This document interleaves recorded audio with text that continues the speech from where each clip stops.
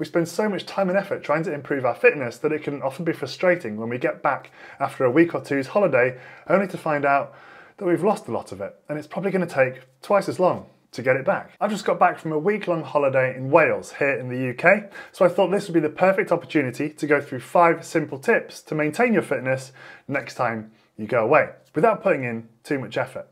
And tip number 1 is probably the most important tip really, and it's not really a tip, but a really important decision that you've got to make. You've got to decide whether you do want to maintain your fitness whilst you're on holiday, or whether you just want to veg out and relax. There's a time and a place for improving our fitness, and you might be going away to get away from normal daily life, to get away from work, to get away from your normal routine. And if fitness plays a part in your normal routine, you might want to get away from that, and that is completely fine. Sometimes you can even be fitter after a week's break because you've completely gotten rid of all the fatigue that you might have built up in the prior week's training, completely sort of refreshed yourself. Then when you do get back to training, you're ready and raring to go. But if you've made that decision before you go and have decided that's the route you want to go down, then you can attack that and lounge on that beach, lounge on that deck chair, whatever it is you're doing on holiday without a care in the world. So that's completely fine. Nobody can tell you that you have to maintain your fitness whilst on holiday. Obviously that's the title of this video, but it's a really important decision to make. If you do want to maintain your fitness whilst you're away, which is obviously what we're talking about today, and it's something that I did when I went on holiday to Wales, then we can move on to point number 2, which is looking at what's available in the place that you're traveling to. When I went away, I had a look what was available in terms of cycling. I found out there was actually a place that rented out bikes, didn't rent out road bikes, which is obviously what I normally ride on a daily basis, but they did have mountain bikes. So that meant I could hire a mountain bike, which I did. I rented it for the whole sort of 5 days that I was there. And that allowed me to kind of get out whenever I could or whenever I wanted to. Unfortunately, I actually fell off the mountain bike at one point. It's the first time I've ever fallen off a bike. I was trying to film myself whilst riding a bike that wasn't mine or I wasn't used to, on roads I wasn't used to, when it was really, really windy. Probably not the wisest idea I've ever had. Being a PT and a coach, I also do a lot of gym work, so I kind of wanted to keep things ticking over in terms of lifting some weights as well. So I had a look to see what gyms were available. There was a really nice one available fairly close by. So on one of the days I headed there, bought a day pass and got a session in before everyone else that I travelled with woke up. Don't just look at things you usually do though. Just because you're away doesn't mean you have to do exercise modalities you normally do. If you're away or abroad, for example, there might be lots of water sports, swimming, hiking, surfing, you name it. Have a look and see what's available. Anything that gets your heart rate up and that you might enjoy doing to stay active whilst being away. If you're going away with your family, you could also potentially get them involved as well. Hire bikes for them, go on a hike with them, get involved with water sports with them. You know, make it a family activity, make a day of it, whatever it might be. Brilliant time to enjoy with your family, but also stay fit as well. And speaking of family or friends, if you're going away with friends, you probably don't want to spend too long away from them trying to improve or keep or maintain your fitness whilst away. And that's where being really efficient with what you choose to do comes in. And that brings us on to point number 3, which is intensity. Training intensely will mean that you can improve or at least maintain your fitness whilst away in a shorter period of time. When training in general, not just on holiday, it's that high intensity work that really, really improves your fitness.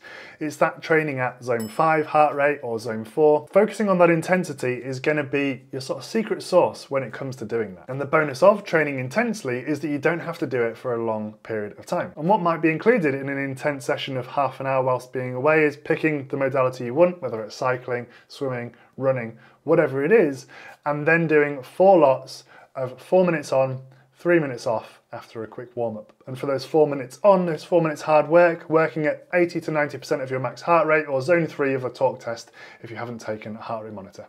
And if you want to know what the talk test is, click the video up here or the link in the description. I did a video on that a little while ago. Outside of that intense session though, there's lots of other things that you can do to try and maintain your fitness that's going to be a bit of a lower intensity, which brings me on to point number 4, which is just walking. Walking is something that a lot of us might do depending on what sort of holiday you're going on to have a look around where it is you're staying, maybe get to places, or maybe see the sights. It's something you can do with the family, and it requires no kit and minimal effort. 7 to 10,000 steps is going to be a great place to be when it comes to trying to maintain your fitness. That will mean you're sort of generally moving throughout the day, and 7 to 10,000 really is achievable whilst being away. That in combination with maybe one intense session a week should have you onto a winner and maintaining your fitness pretty easily without much extra effort. And you'll be racking up your steps in different ways depending on what sort of holiday you're going on. If you're going on a city break, for example, you're probably going to be racking up your steps seeing the sights. If you're going on a pool holiday or a beach holiday, for example, where you're sort of chilling out more, then it's going to be a little bit trickier to build your step count, but it's certainly still achievable. And this is where a good routine whilst being away comes in. Not being in a routine or sort of completing our normal habits or having the normal kit we have available or being in a different environment is one of the main reasons that we struggle to maintain our fitness whilst being away. We often lose track of what day it is whilst we're away, and we aren't necessarily checking our watches or seeing what time we finish work or have a pre-work or post-work routine as we normally would do whilst being at home. That can all lead to increased sort of difficulty to kind of stay active, keep moving, and keep your good healthy habits that you might potentially have whilst you're at home. So number one, what days can you maybe do some specific activity? It's really important to plan these in, potentially even before you go, so that you know what you're doing and when you're doing it, and you're therefore going to be more likely to remember to do it whilst being away. And then number two, how are you generally going to sort of stay active throughout the course of a holiday without those specific activities in place? So for example, something my wife and I decided, that every morning we'd kind of get up and then go out for a little bit of a walk because we were close to the beach. Deciding on what time works best for you as well is really key. So as I said, my wife and I decided we'd get up and go out in the mornings for a walk before most people kind of even got up. Bearing in mind we're on holiday, people are getting up late. But for you, it might be the morning as well, going out for a walk, having a little stretch, even doing something a little bit more specific, as I mentioned before. Or it might be going out in the evening whilst everyone's chilling out. Or it might be at lunchtime, or if you're going somewhere really hot whilst everyone's having a siesta, going and getting a couple of thousand steps on a treadmill. Whatever it might be, whatever works for you, whatever's sort of doable in the location that you're at. It's all just about creating some kind of routine, because you'll be out of your normal routine.